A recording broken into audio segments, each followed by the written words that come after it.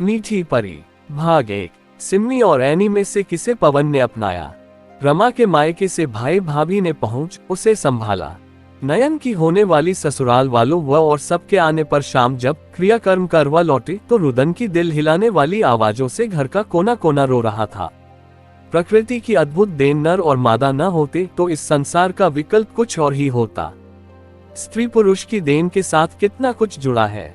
दिमाग की सोच विचार भाषा भंगिमा प्रेम प्रदर्शन दिशा सहमति समर्पण उत्पत्ति आनंद आदि। जन्मदात्री स्त्री का तो हृदय परिवर्तन ही हो जाता है जब वह अपने शरीर से उपजे नन्हे शरीर को पहली बार छूती है।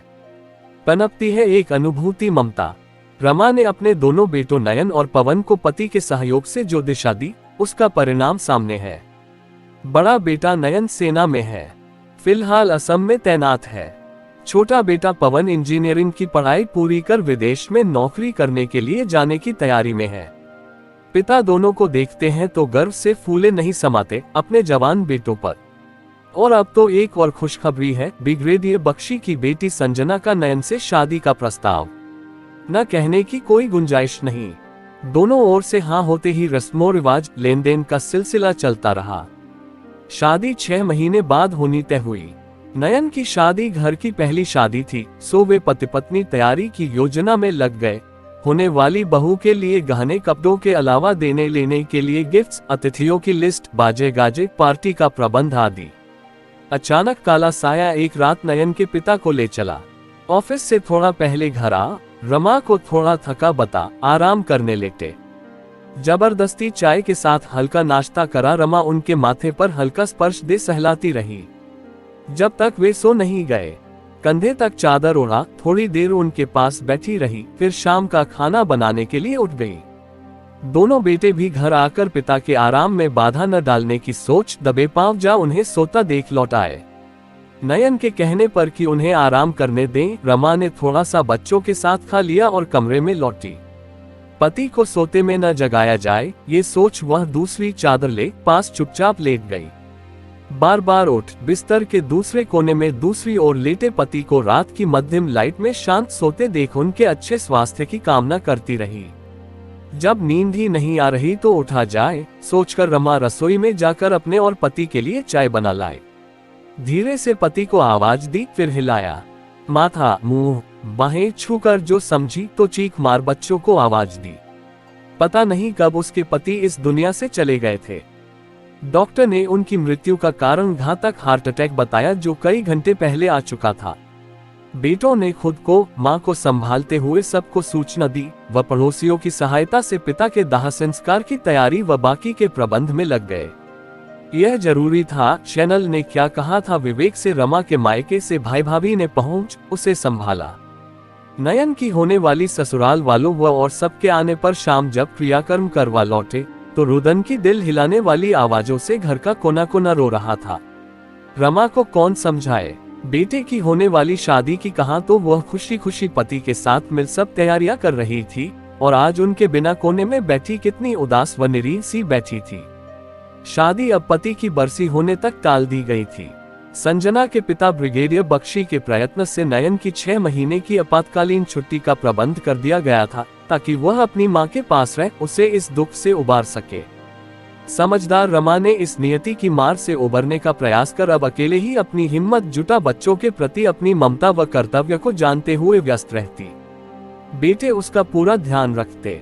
अभी 2 महीने ही बीते थे कि पवन को सूचना मिली कि उसे यूनाइटेड किंगडम की एक अच्छी कंपनी में तुरंत जॉब करने का ऑफर है।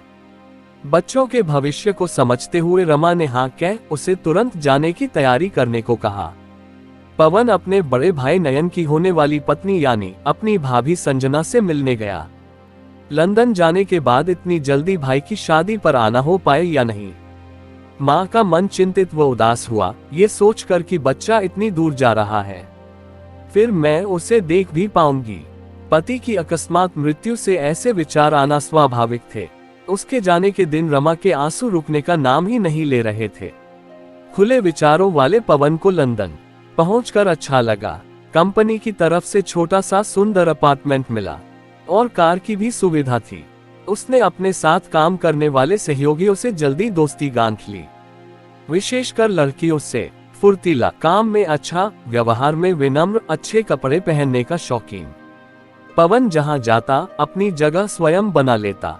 वहां लोग फ्राइडे शाम को कुछ ज्यादा ही रिलैक्स रहते हैं। पब पीने वालों से भरे होते और सड़कें मस्त जोड़ों से। कौन पत्नी है और कौन गर्लफ्रेंड किया जानना, बस बाहों में बाहें डाले मौज मस्ती करते जीवन का भरपूर आनंद उठाते कितने ही जोड़े दिखते। पवन भी पब में शुक्रवार की शाम बिताता और वहां एक लड़की को कोने में अकेली आंखें नीचे किए बैठी बियर पीते देखता। एक शुक्रवार को पवन से रहा नहीं गया। अपना बियर भरा गिलास लिए उसके पास की दूसरी कुर्सी पर लगभग बैठता हुआ पूछ बैठा, do you mind if I? पलके उठा उसकी ओर देखते, वह बोली, इट्स ओके। बस 10 मिनट ही लगे पवन को उस लड़की के बारे में जानने में। पिछले महीने ही 2 वर्षों से साथ रहते बॉयफ्रेंड से ब्रेकअप हुआ था। कारण अपनी बीमार माँ को साथ लाना। सॉरी टू नो दैट, कहा तो एनी ने आंखें उठा देखा जिसमें छिपा दर्द साफ झलक रहा था। एनी ने उसके बारे में कुछ नहीं पूछा। ये सिलसिला केवल शुक्रवार मिलने से अब रोज मिलने पर आ गया। पवन ने एक इतवार एनी को बाहर लंच पर बुलाया और बाद में कॉफी के लिए घर ले आया। अपार्टमेंट में चीजें बिखरी पड़ी थीं, अकेला रहता था, कौन देखने आने वाला है। इंडिया में घर को ठीक ठाक रखना तो नौकर का काम होता था। अब ये कॉफी का नया दौर चला तो हर शनिवार वह घर व रसोई ठीक कर लेता। 3 बार के बाद एनी ने कहा कि अगली बार लंच वह बना कर लाएगी। चीज से बने पकवान और रोस्टेड चिकन दोनों ने भरपूर आनंद ले खाया। टीवी पर मूवी देखी, शाम की कॉफी बाहर गैलरी में बैठ पी, ठंडी हवा का आनंद लिया और अब रात घिर आई थी। न तो एनी का घर जाने का मन था और न ही पवन उसे जाने देना चाहता था। एक ही बार रुकने को कहा तो एनी ने दोनों हाथों से उसका चेहरा पकड़ आंखों में झांकते कहा, ठीक है। पवन को जैसे आंखों ही आंखों में एनी की इजाजत मिल गई। दुख भरे दिन बीत रहे। क्यों आया वरुण की माँ के बिहेवियर में बदलाव? हमेशा की तरह माँ अपने बेटे से बात कर उसकी खबर लेती रहती, पर इस बार सामने पड़ा फोन बजता रहा, पवन ने नहीं उठाया। वह माँ को नई खबर नहीं देना चाहता था। अगले हफ्ते एनी अपना सामान ला पवन के साथ रहने आ गई। अंधा क्या मांगे, 2 आंखें। बिखरा सामान ठिकाने लग गया। सुबह का नाश्ता दोनों इकट्ठे बैठकर खाते। शनिवार पब जाने और बाहर खाना खाकर आने का रूटीन बन गया। इतवार घर में रह मस्ती होती और अब पवन ने भी कुछ कुछ पकाना सीख लिया था। शाम की कॉफी बनाना अब उसकी जिम्मेदारी थी। अब पवन माँ को स्वयं फोन कर थोड़ी सी बातें कर लेता, लेकिन अभी तक एनी की कोई चर्चा नहीं की। माँ की बार बार शादी की बात वह ये कहकर टाल जाता कि अभी वह और अच्छी नौकरी की तलाश में है। माँ उसे कुछ समय के लिए वापस घर बुला रही थी। पिता की बरसी करनी थी और फिर 1 महीने बाद नयन की संजना से शादी थी। रमा की भाभी उसके पास रहने व सहारा देने आ गई। कहा जाता है कि सब काम समय पर होते चलते हैं, बस जाने वाला ही चला जाता है। सबके प्रयत्न से शादी अच्छी हो गई, पर रमा बार बार होती गीली आंखों के आंसुओं को अंदर ही रोके रही। शगुन का काम था। कुछ दिन मायके और ससुराल रह संजना नयन के साथ असम चली गई। नयन माँ को अकेला छोड़कर नहीं जाना चाहता था, पर माँ ने सब यादों को समेटे अपने घर में ही रहना तय किया। संजना कभी कभी फोन कर देवर का हाल जानती रहती थी।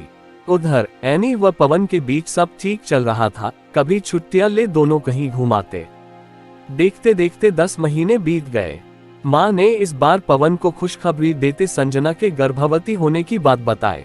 आपको इस कहानी में सबसे अच्छा क्या लगा हमें नीचे कमेंट करके जरूर बताएं।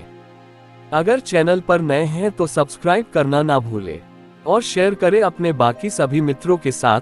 मिलते हैं हम लोग ऐसे ही एक नई कहानी, एक नई सोच के साथ। धन्यवाद।